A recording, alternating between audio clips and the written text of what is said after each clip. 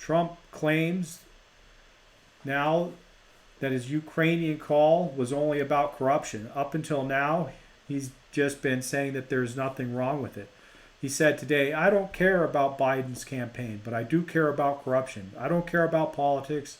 I don't care about anything. I care about corruption. He doesn't care about anything.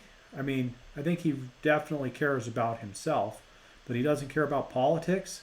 Well, then he shouldn't be running for president. Senator Romney tweeted,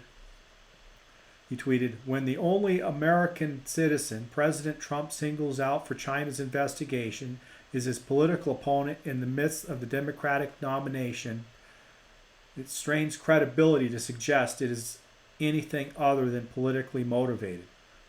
Well, no, it actually doesn't, because if that's the only senator involved, that doesn't stretch credibility. Romney isn't too logical, but maybe he's thinking of running. Donald Trump went on to say that he's hearing that Biden's son is getting more than $50,000 a month, and as a totally unqualified person to be getting hundreds of thousands of dollars a month is very, very sad. The $1.5 billion that Trump is talking about, that's what he claims that China is giving to Hunter Biden. That $1.5 billion is what the company that hired Hunter Biden was trying to raise, and they claimed that Hunter Biden only got 10% of it. He got only $430,000. So their whole company got $4.3 million, not $1.5 billion. So they failed miserably, and Trump's got his facts wrong. How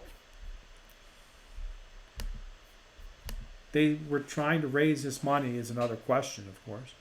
It seems that this impeachment case seems like a much more difficult one to prosecute than the firing of James Comey. Donald Trump makes the case that this was about rooting out corruption, and he can actually make that argument. It's not unreasonable, actually. What is unreasonable is to think that he fired James Comey for something other than to prevent the Russian investigation, just a week after he says he's doing a great job, and then admitted in 2 TV interviews that the Russian investigation was part of the reason for it, plus all the other evidence that came out after that. But Trump's going to finally get his Ukrainian investigation. Hunter Biden is to be investigated in Ukraine as Trump requested. It'll be amazing if they come up with anything. And another story from last Christmas, a book has come out. It says that Donald Trump cursed out his staff when he found out that we were giving Mexico $4.8 billion. So if anybody thinks that Donald Trump is on top of what he's doing, this is a good example of how he has no clue what's going on. He didn't know what the deal was until it was reported in the press. You would think that he would know that Mexico was getting $4.8 billion in aid with his signature when he signed that law before he signed it. Before signing any law, he should at least read the summary of it. Every law has a summary attached to it, so you can read it. You don't have to read the whole 1,000 pages of the law. You could have read the summary and learned that we were giving about $4.8 billion to Mexico. It's literally every day that we get a new example of Trump's incompetence. And then he's a wannabe totalitarian, but in Hong Kong they're bringing the real thing to the people. Hong Kong brings back colonial-era emergency powers to quell violence. Well, that's what they say. This is the opinion, that it's to quell violence. It's really just to strip the people of their freedoms, and it will be that way forevermore. Beijing has invoked these powers on Friday that would allow the government to make up any law that they want, including curfews, censorship, control of the ports and harbor.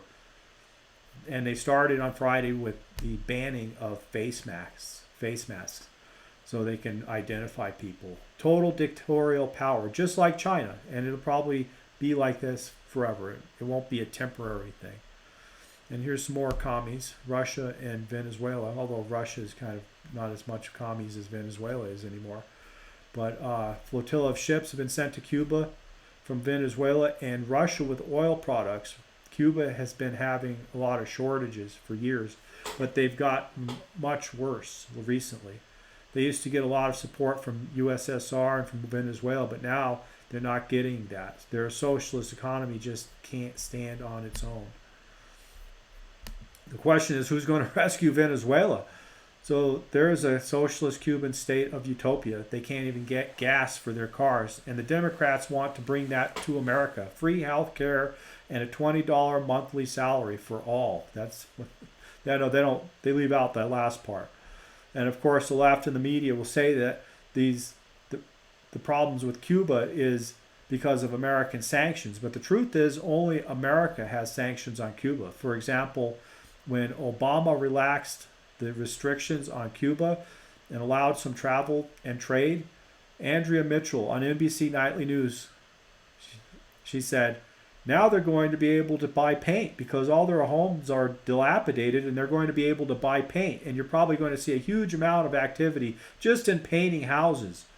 And this was a ridiculous thing to say if you just think about it, because if you know that only America has sanctions on Cuba, because if the people of Cuba could afford paint, somebody from some other country would have put some paint on a boat and rowed it over there to sell it to them, right? They would have did that from Dominican Republic, would have did it from Mexico, all the Canadian tourists, right? They would have flown down there on their vacation with a bucket of paint in their hand.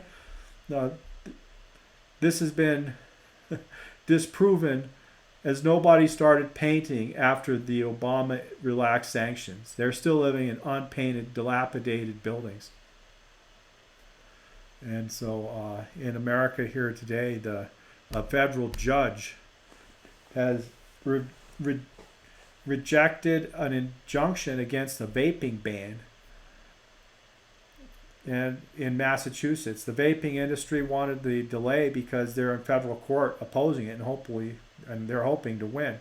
The judge said they didn't prove that they would most likely win, or the balance of hardships between the parties was in their favor, which is surprising considering you're going to put all the people that sell these products out of business, and letting them stay in business for another 4 months isn't such a hardship for the government of Massachusetts.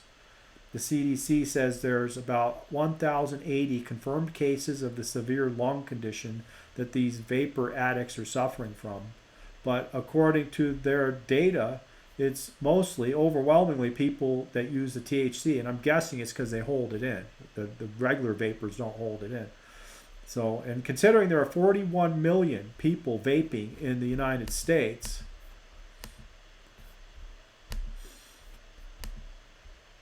and only 1,080 got this disease, and most of them are using THC and not nicotine, it is actually surprising the judge didn't grant this injunction. She's probably a nanny stater who disapproves of people vaping. And then the U.S. and other governments are asking Facebook for a backdoor for their encryption. They claim that it's to fight child abuse, but it's really just to fight freedom of speech. They don't like protesters any more than the Chi-Coms do.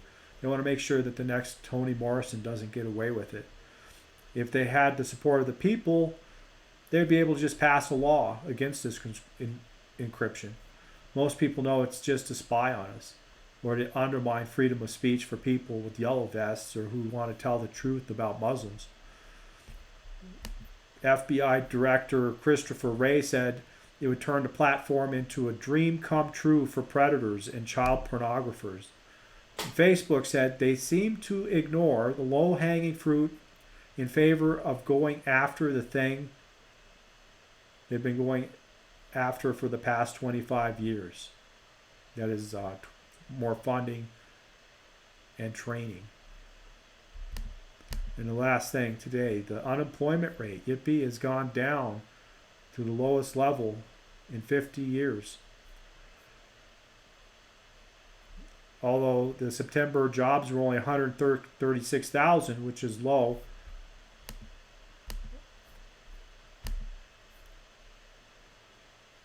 But